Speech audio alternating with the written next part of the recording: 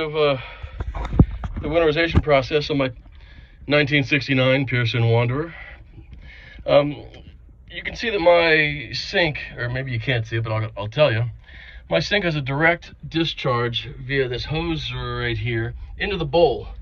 So what I'll do is just pour a little bit of antifreeze into the sink. It comes down to the bowl.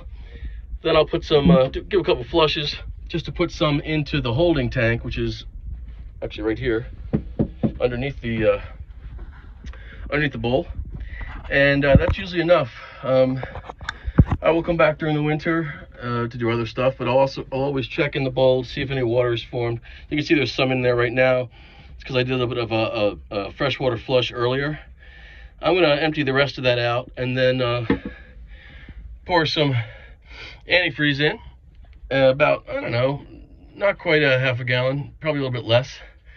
I like to keep a little bit for the winter in case I see water intruding someplace and freezing up. I like to have some to pour onto it right away and nix any ice that might form. All right, we're getting there.